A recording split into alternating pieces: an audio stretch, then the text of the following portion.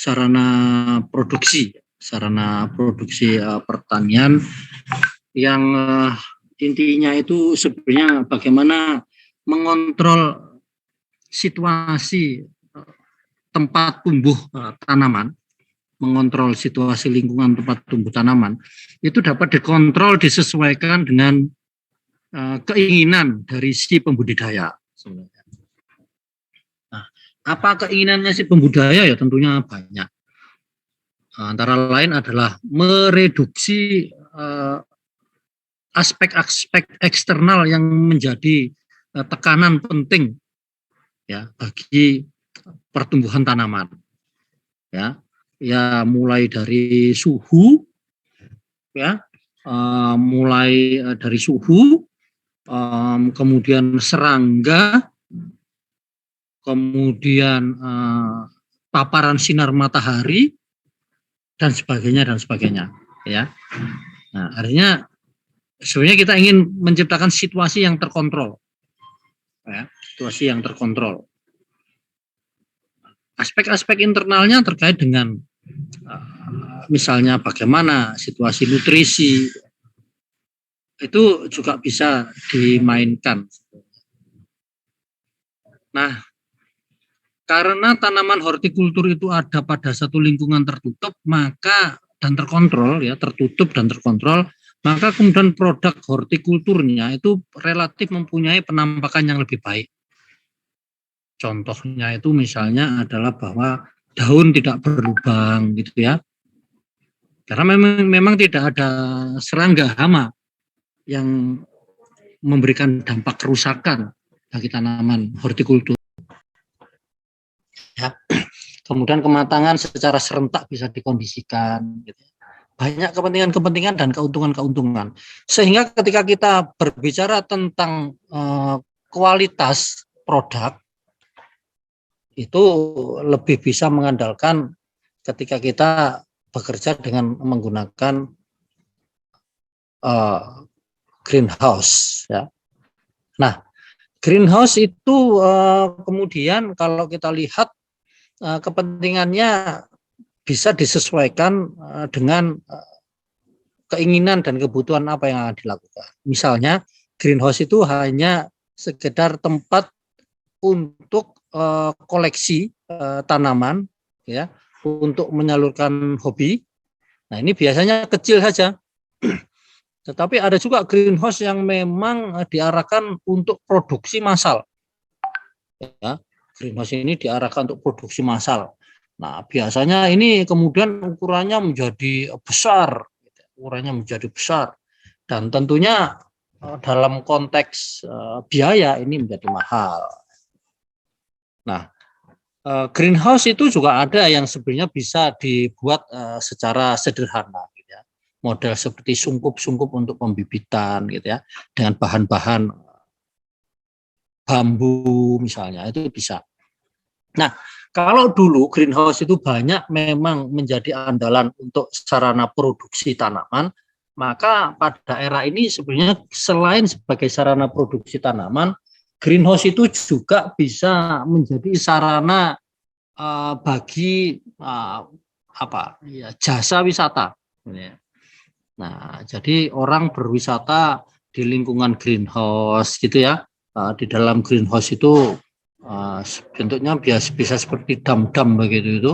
Orang bisa berjalan, orang terutama ini di negara-negara 4 musim ya, di mana kita membutuhkan sebuah situasi lingkungan yang terstandar.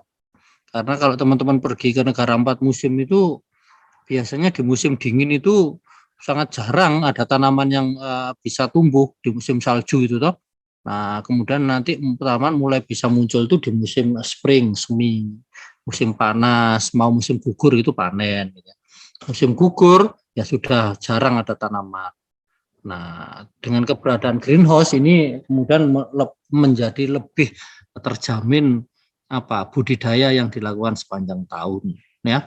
Nah, di Indonesia tentunya memang greenhouse ini relatif baru karena memang kita waktu itu masih punya lahan yang luas, subur, ya. kemudian juga kita mempunyai iklim yang stabil ya. Nah, tetapi dengan semakin bertambahnya waktu dan kemudian kualitas lingkungan yang kurang mendukung, maka banyak greenhouse itu yang dibuat sebagai bagian dari modernisasi pertanian. Seperti tadi itu, bagaimana kemudian lingkungan budidaya itu kita bisa melakukan kontrol dan sebagainya. Nah, memang kemudian mahal, tetapi banyak teman-teman kita, para petani itu juga mencoba memfasilitasi dengan memanfaatkan bambu, gitu ya. Nah, greenhouse dari bambu ini sederhana, memang mempunyai uniqueness. Hanya bagaimana kemudian greenhouse dari bambu ini bisa kita optimalkan sehingga menarik gitu ya. Karena memang greenhouse dari bambu ini kalau bukan orang negara berkembang seperti Indonesia ini jarang yang menggunakan gitu ya. Kalau orang-orang dari luar negeri di negara-negara Eropa, Amerika itu ya greenhouse-nya itu memang dari material-material besi, aluminium, plastik dan sebagainya. Nah, ya sehingga kalau itu greenhouse itu dikonstruksi dari bambu, ya kelemahannya memang bahan itu mudah didapatkan. Ya, greenhouse itu seringkali itu mahal karena bahan dan materialnya itu susah didapatkan sehingga mahal. Ya, nah tapi kalau misalnya itu kita dapatkan di lingkungan kita, ya secara murah seperti bambu itu kemudian akan menjadi lebih murah. Nah, bagaimana teknik konstruksi greenhouse dari bambu dan sebagainya itu Pak Lukman sudah share ke teman-teman beberapa video ini. Nah, beberapa video ini tolong nanti itu dibuka, dipelajari dan teman-teman bisa mendapatkan inspirasi bagaimana membuat sebuah greenhouse ya yang sederhana. Nah, nanti itu mungkin kalau mau melakukan KKN atau kegiatan apa pemberdayaan masyarakat di desa itu bisa mengajarkan bikin greenhouse ya. Nah, selama ini kan saya Pak Lukman tidak pernah melihat ada mahasiswa biologi yang pergi KKN mengajarkan bagaimana membuat greenhouse sederhana yang dibuat dari bahan-bahan apa namanya ini di sekitar. Nah, karena ini kebetulan di bambu ini juga sangat melimpah, ini sebenarnya ada potensi sebenarnya bagi kita untuk bagaimana mencoba kita mendorong komunitas masyarakat petani kita ini yang memang sebenarnya enggak punya uang toh, petani kita itu kan banyak enggak punya uang. Nah, itu tetapi bahannya menumpuk sebenarnya di sekitarnya. Seperti bambu-bambuan itu kan menumpuk. Nah, bagaimana ini bisa dibuat sebuah greenhouse? Karena greenhouse ini kemudian nanti akan menawarkan sebuah metode pertanian modern yang kira-kira itu ketika nanti kita berbicara tentang produktivitas ini lebih bisa terkontrol dan lebih bisa diupayakan kualitasnya, gitu ya. Nah, jadi mungkin pengantar kuliahnya itu dan selanjutnya silakan mahasiswa mempelajari secara mandiri, melihat file-file di YouTube dan di banyak hal bagaimana mengkonstruksi greenhouse dan fokuskan pada konstruksi dari bambu. Kenapa Pak Lukman memerintahkan merekomendasikan mengkonstruksi dari bambu? Ini unik ini unik gitu ya. Karena resource-nya banyak dan kita belum banyak secara optimal menggunakan bambu itu sebagai greenhouse. Ya, nah karena mengandung unsur uniqueness, maka sebenarnya bergantung bagaimana tata laksana, tata kelola di arsitektur bambu itu sebagai konstruksi greenhouse ya. Nah, jadi nanti kalau sudah bisa berhasil membuat greenhouse dari bambu, ya kemudian beberapa tanaman dimasukkan, nah itu teman-teman itu bisa berdiri situ menarik karcis terhadap orang-orang yang masuk ke greenhouse untuk melihat anggrek, melihat tanaman dan sebagainya gitu ya. Nah, mungkin bikin greenhouse lagi nanti di situ itu mungkin ada warung dalam greenhouse dengan makan khusus vegetarian gitu ya. Nah, hal-hal ini yang kreatif-kreatif itu ya harus dibangun, difikirkan gitu ya. Karena uniqueness gitu ya. Nah, cafe greenhouse misalnya. Ada enggak sekarang? Jadi kan anak-anak muda, anak-anak sekarang itu kan selalu mencari uniqueness ya, keunikan-keunikan. Dan mahasiswa biologi ini sebenarnya saya harap menjadi inspirator-inspirator untuk kreativitas-kreativitas ya, daripada hanya mainan HP, kemudian duduk-duduk di situ, tidak ada kerjaan gitu ya, selain melihat ya orang lalu lalang, seringkali ada penjual bakso lewat, cuma itu kan rugi itu. Coba. nanti dicari sumber-sumber yang dapat menginspirasi ya, sehingga kemudian nanti kalau kita sudah mempunyai kesempatan untuk normal keluar lagi, kita bisa pergi ke desa-desa membantu masyarakat untuk melakukan budidaya lebih baik, misalnya ya dengan mengintroduksi greenhouse, dengan memanfaatkan bahan lokal gitu ya. Jadi itu ya yang bisa Pak Lukman share, dan bahannya sudah Pak Lukman berikan, dan silahkan untuk dipelajari. Ada yang tanyakan?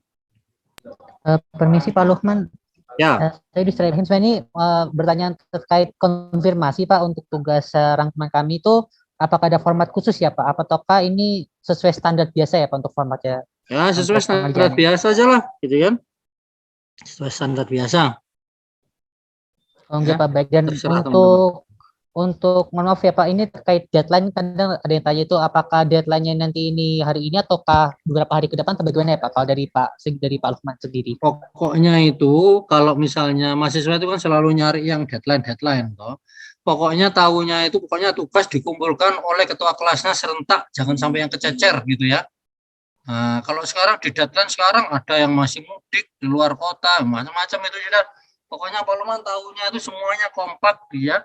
Tidak ada bedanya dikumpulkan sekarang atau nanti, itu pasti alasannya banyak gitu ya. Pokoknya nanti begitu deadline harus dikumpulkan, kalau enggak ya berarti nilainya enggak ada, kan gitu aja toh.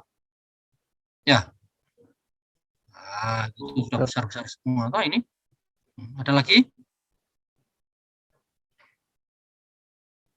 Oke, terima kasih. Kalau enggak ada, Pak Lukman akhiri sampai di sini dulu. Terima kasih atas perhatian mahasiswa semua. Assalamualaikum warahmatullahi wabarakatuh. Selamat siang.